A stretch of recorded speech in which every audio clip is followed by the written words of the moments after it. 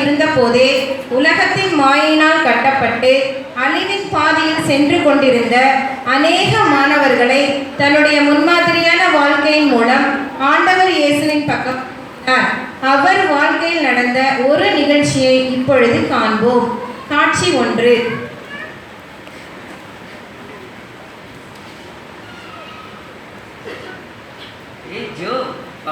இந்த மாதிரி கிரிக்கெட் விளையாட வரதே இல்லை, என்னடா ஆச்சு உனக்கு? எப்போ பார்த்தாலும் பைபிளும் கையுமாவே இருக்கிய, ஏதோ மாற்றம் தெரியுது அவங்கள்ட்ட, என்னாச்சு உனக்கு? இயேசு கிறிஸ்து தான் என் வாழ்க்கையை மாற்றிட்டாரு.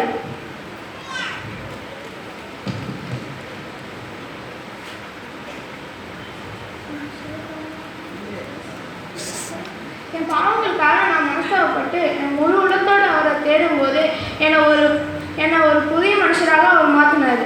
என்னடா புதிய மனுஷங்கிற பரிசுத்தங்கிற?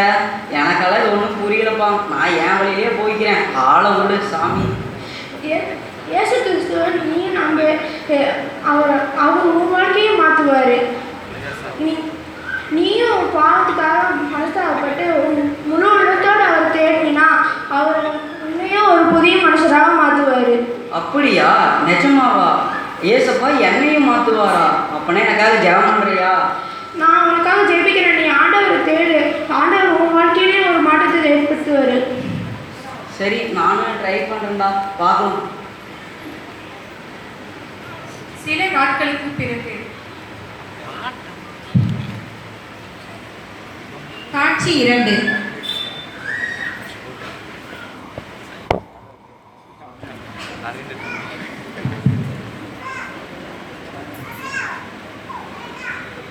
ஐயோ, என் பாவத்துல நான் அடிமையாயிட்டனே. என் மனதின் விருப்பத்தின் படியெல்லாம் நான் செஞ்சனே. போதை, சினிமா, இச்சை, இது எதுவுமே எனக்கு சமாதானத்தை தரவே இல்லையே. இதுல இருந்து யார் என்னை விடுவிக்க கூடும்? அப்போ ஜோஷ்வா எனக்கு சொன்னாரே, நீ பாவத்துக்காக மனஸ்தாபப்பட்டு அவரை முழு மனசா தேடினா உன்னை ஆண்டவர் விடுதலை செய்வாருன்னு. நானுமே நான் உன்னை நோக்கி தேடுறேன். இந்த பாவத்திலிருந்து என்னை விடுதலை ஆகும், என்னை ரட்சியும் ஆண்டவரே. நான் ஜெபிக்கணும்னு நினைக்கிறேன், என்னால ஜெபிக்க முடியலையே. இந்த பாவத்திலிருந்து என்னை விடுதலை ஆகும் சுவாமி.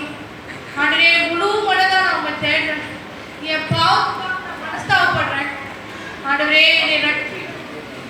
நானும் புதிய மனுஷனா மாறணும். உண்மையான சமாதானம் என் வாழ்க்கை எனக்கு வேணும். இயேசுவே, உங்க முழு மனசா உங்களை தேடுறேன். என்னை விடுவியோ, என்னை ரட்சியோ. தேவனே, நான் உங்க தேடி வரேன். என் கூக்குரலுக்கு செவிக்கணும்.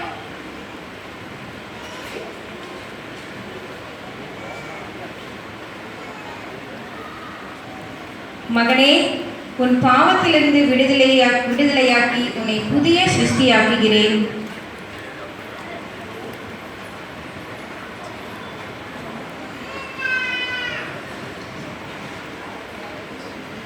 யோவான் 3:16 உள்ளபடி ஒவ்வொருவரும் கெட்டு போகாமல் நித்திய ஜீவனை அடைய வேண்டும் என்ற ஒரே குறிக்கோளுடன் எளிய ஊழியம் நடைபெற்று வருகிறது.